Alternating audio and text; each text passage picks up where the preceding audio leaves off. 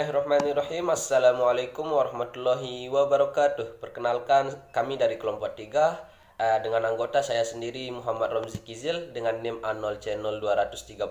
Lalu yang berikutnya ada Lalu Hiyadus Solihin Hasan dengan NIM A0C0228. Lalu yang terakhir itu ada Miftahul Jannah dengan NIM A0C0233. Oke, yang pertama kita akan membahas terkait dengan komunikasi lintas budaya.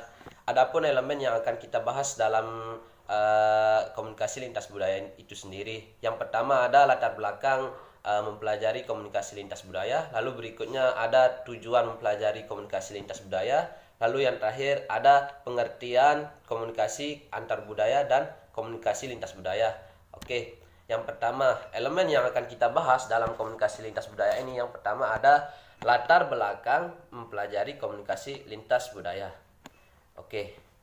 Yang pertama, kesadaran diri yang penting atau imperative self awareness.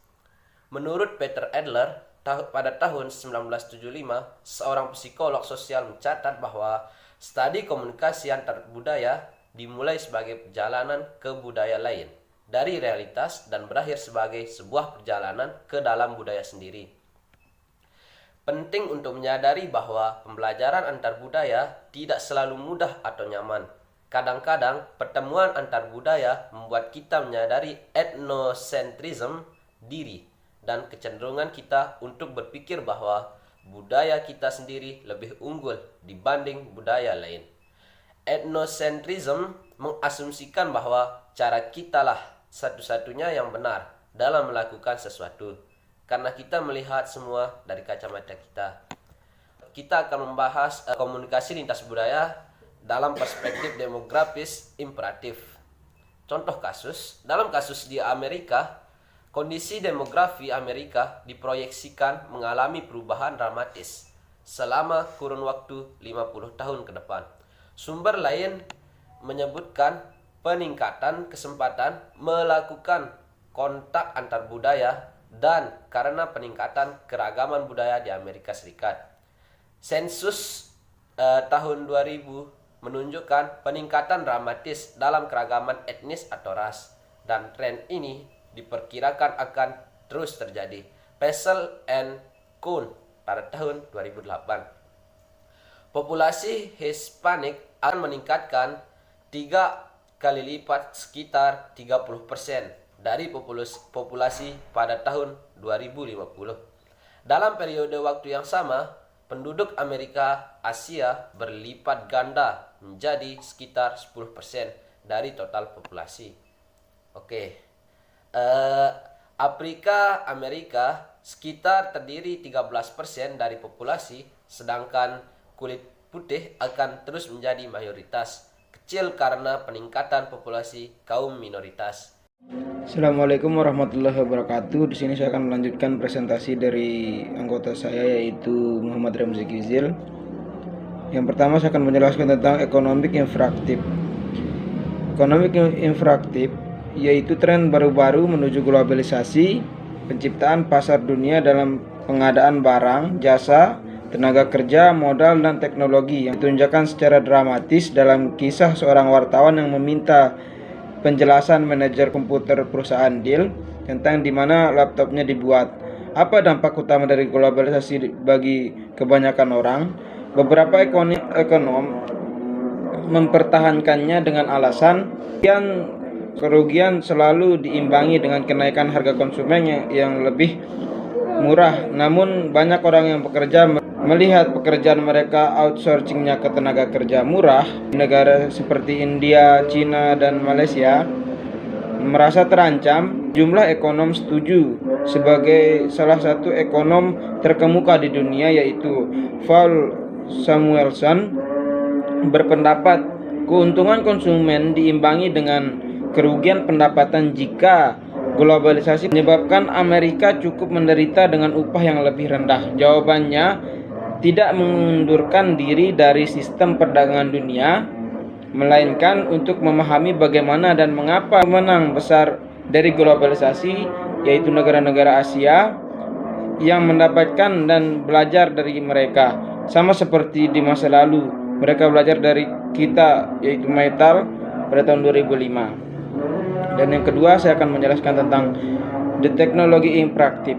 Saat ini, dengan meledaknya komputer dan teknologi komunikasi lainnya, kita benar-benar hidup di era globalisasi. Dibayangkan seperti dikatakan ahli media Marcel McLuhan, teknologi komunikasi menghubungkan kita ke peristiwa dari bagian yang paling terpencil di dunia dan menghubungkan kita dengan orang yang kita mungkin tidak pernah bertemu tatap muka dari seluruh dunia. Mungkin temuan paling revolusioner adalah internet. Dan yang selanjutnya saya akan menjelaskan tentang tujuan mempelajari komunikasi lintas budaya. Tujuan mempelajari komunikasi lintas budaya itu ada 6. Yang pertama, dari budaya kita sendiri. Yang kedua, lebih peka secara budaya. Yang ketiga, peroleh kapasitas untuk benar-benar terlibat dengan anggota dari budaya lain untuk menciptakan hubungan yang langgeng dan memuaskan orang hebat. Dan yang keempat, merangsang pemahaman yang lebih besar atas budayanya sendiri. Yang kelima, memperluas dan memperdalam pengalaman seseorang. Dan yang terakhir yaitu mempelajari keterampilan komunikasi yang membuat seseorang mampu menerima gaya dan isi budayanya sendiri. Pengertian komunikasi antar budaya dan komunikasi lintas budaya. Sebagai asumsi dasar adalah bahwa di antara individu-individu dengan kebudayaan yang sama, umumnya terdapat kesamaan atau homogenitas yang lebih besar dalam hal latar belakang, pengalaman secara keseluruhan dibandingkan dengan mereka yang berasal dari kebudayaan berlainan. Seperti kepribadian individu, umur, penampilan fisik menjadi permasalahan yang inherent dalam proses komunikasi manusia. Dengan sifatnya yang demikian, komunikasi antar budaya bisa dianggap merupakan perluasan dari bidang-bidang studi komunikasi manusia, seperti komunikasi antar pribadi, komunikasi organisasi, dan lain, atau dengan kata lain, komunikasi antar budaya bisa terdapat dalam sebuah jenis komunikasi. Menurut Liliori, komunikasi antar budaya melibatkan penyandian simultan dan menerjemahkan pesan verbal dan non-verbal dalam proses pertukaran makna.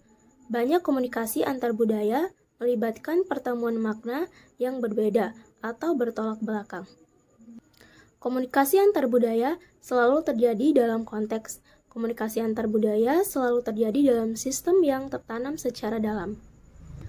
Purwasito 2003. Komunikasi lintas budaya sering digunakan untuk menyebut makna komunikasi antar budaya atau interculture tanpa dibatasi konteks geografis, ras, dan etnik.